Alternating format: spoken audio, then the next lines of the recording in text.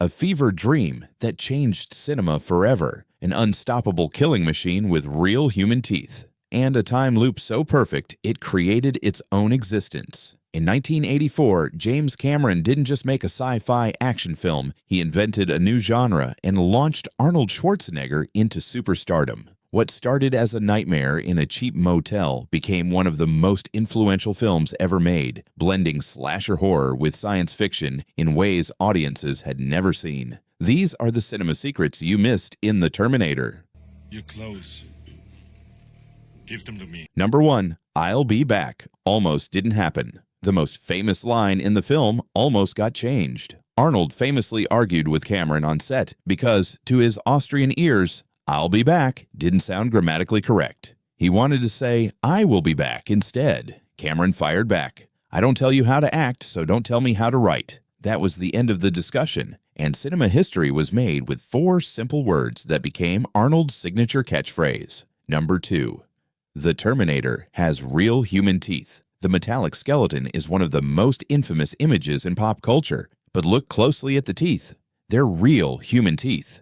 This wasn't a design oversight, it was intentional. The machines have real teeth because they're one of the only things beneath the flesh that someone would be able to see. They'd have to be real to throw people off and maintain the disguise. It's unnerving thinking about what Skynet would have had to do to get them. Combined with those iconic piercing red eyes, the half-man, half-machine design became unforgettable. Number 3. The police station body count. At the police station, a cop says, "There are 30 police officers in here. If you count every cop the Terminator kills, including off-screen deaths marked by bursts of gunfire, you get exactly 30. Cameron was meticulous about this detail. The scene also heightens the threat because normally in horror movies, reaching the police means safety. The Terminator massacres them all, proving nowhere is safe. Number 4. Arnold was 37 and drug-free. Arnold was actually 37 years old when he made this movie, looking absolutely incredible despite being 9 years removed from pumping iron. He gets criticism for steroid use, but he'd retired from competitive bodybuilding a full decade before stepping onto this set. Maintaining that physique without competition-level pharmaceutical support shows insane work ethic. Arnold also prepared extensively, practicing daily at gun ranges until he could fire without blinking. His commitment went far beyond just showing up and flexing. Number 5. The toy truck foreshadows the ending. During the search for Sarah Connor, a toy truck appears in the street and gets run over. In brilliant foreshadowing, this is actually a model of the truck that hits the Terminator at the end of the movie. That little toy gets revenge for being destroyed. The Terminator also ends up driving this exact truck before it's destroyed, mirroring the toy's fate. There's also a young girl riding a tricycle early on, and later the Terminator rides a motorcycle. Cameron loved these visual parallels. Number 6. Bill Paxton taught the Terminator to curse. The Terminator encounters 3 punks, notably played by Bill Paxton and Brian Thompson. Paxton's character says a certain profane phrase, and the Terminator later uses this exact line himself, showing he learned it from this encounter. It's a subtle detail that demonstrates how the machine absorbs and mimics human behavior,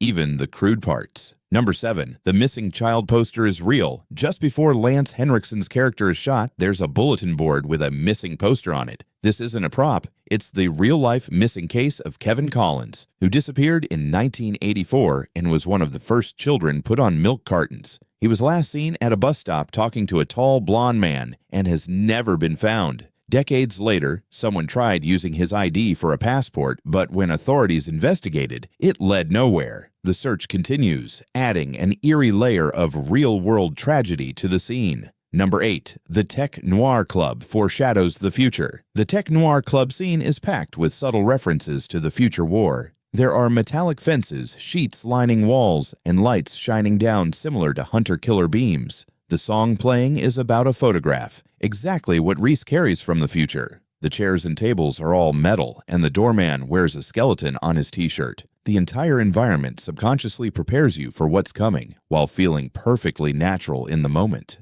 Number 9. The fever dream that started everything. James Cameron left Piranha 2 completely demoralized after a nightmare production where he had no creative control. Exhausted, he crashed out in a motel and had a fateful fever dream that changed everything. In the vision, Cameron saw a metallic skeleton rising, out of fire, covered in human skin, and coming for him. He woke up with ideas racing through his head and immediately sketched what he saw. That drawing is available online and it looks absolutely terrifying, almost exactly like the T-800 endoskeleton that would terrorize audiences. The entire Terminator franchise was born from one night of feverish sleep. Number 10. Dogs detect Terminators. When the Terminator walks up to the first Sarah Connor's house, a dog starts barking at him. Later, we learn these are used in the future to detect Terminators, with one stationed at resistance bases sniffing everyone who enters. At roughly the 1 hour 10 mark, Reese arrives and puts his hand in a dog's nose to show he's not a machine.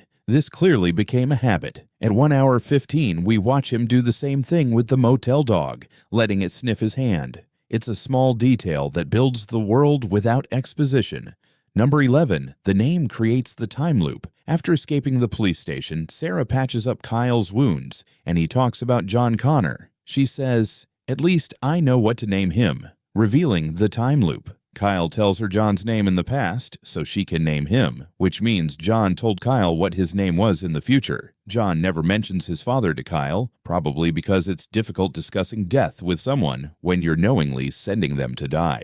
John has relationships with both parents, but during a time when neither were alive to meet each other. Number 12. The Terminator's flesh rots before tracking Sarah to the motel. You can catch flies sitting on the Terminator's cheeks. This is because the flesh over the endoskeleton has started to rot and fester. The organic tissue is dying and decomposing. It's a gruesome detail that shows the limitations of the biological disguise and adds to the horror of what the Terminator actually is. Number 13. The film opens with a time loop clue. The opening text explains that Skynet sent a Terminator back to kill Sarah Connor, and humanity sent someone to protect her. But pay attention, this creates a closed loop where the events of the film lead to the Resistance leader's creation along with Skynet itself. Unlike most time travel films where characters try to change the past, Skynet wants to alter things while humans want to keep them the same. This means Kyle Reese is well aware he's going back to die. Living in the future, he'd know there's not an older Kyle walking around. He ensures his own death to keep the future intact.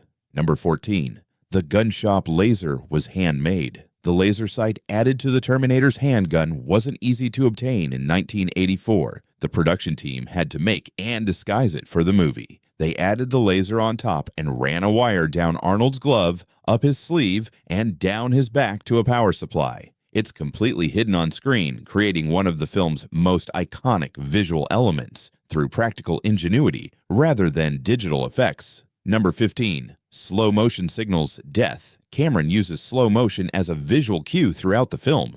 When the Terminator breaks through the first Sarah Connor's door, things switch to slow motion. He uses the same technique when murdering Ginger. This perfectly sets up tension later. When the Terminator gets Sarah in his sights at the club, everything slows down again. Audiences are trained to recognize slow motion as the moment before the Terminator kills, making those scenes unbearably tense. Number 16. Arnold was the second choice.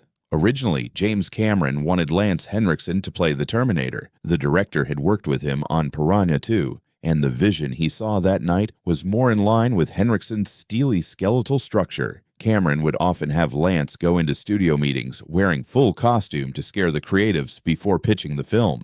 However, the studio demanded a named star in the role. Cameron planned to use Arnold Schwarzenegger for Kyle Reese, but after meeting him, Cameron was blown away and cast him as the Terminator instead. The rest is history, though it's now impossible to imagine anyone else in the role. Number 17. The answering machine is a meta joke. When the Terminator kills Ginger, the phone rings and he points his gun at it. The laser rests steadily on the telephone without moving, cementing how precise machines are. Sarah's answering machine says she doesn't realize she's talking to a machine when leaving a voicemail, which is exactly what's happening. This meta joke lets the Terminator know where Sarah is. Phones betray Sarah twice in the movie, and Cameron was playing on 1980s fears about wiretapping and privacy breaches that feel even more relevant today. Number 18. The phone book finger detail. Both Reese and the Terminator use phone books to track down Sarah Connor. Reese rips out the page to refer to it. The Terminator doesn't need to because his computer brain makes copies of data. But watch carefully. When scanning names, Kyle uses one finger, while the Terminator uses two because he can process more information simultaneously. Even more brilliant, the Terminator's finger drops down to find Sarah, but his left hand rests on John Connor. Though John hasn't been born yet, the T-101 still has him in the crosshairs, a chilling detail most viewers miss. Number 19. The Arrivals show Who's Superior. Cameron uses the arrival scenes to show which character is the more formidable force. The Terminator comes in looking like an ancient Olympian statue carved from stone, no marks on his body, completely unflinching when stabbed. Kyle Reese drops in and slams off the ground like he's been dumped there, showing machines can make complex calculations even across time and space, while humans make mistakes. The Terminator walks around surveying the area. Reese crouches down and runs like he's hiding. Arnold attacks the first people he encounters. Reese has to run from police. The contrast is immediate and brilliant. Number 20. The car fire burned Arnold. During the chase scene, Reese blows up a car, and the Terminator jumps through the flames. This actually burns off the character's eyebrows and singes his hair, changing his look to become even more menacing. The effect was achieved by Cameron pouring acid onto Arnold's jacket, which smoked on camera. Arnold has mentioned several times that his skin was literally cooking during this scene. Method acting taken to painful extremes. Which behind-the-scenes secret shocked you most? And would you go back in time knowing you'd die to save humanity? Drop your thoughts in the comments below. And remember, come with me if you want to live. Now like, subscribe, and share before Judgment Day arrives. Thanks for watching.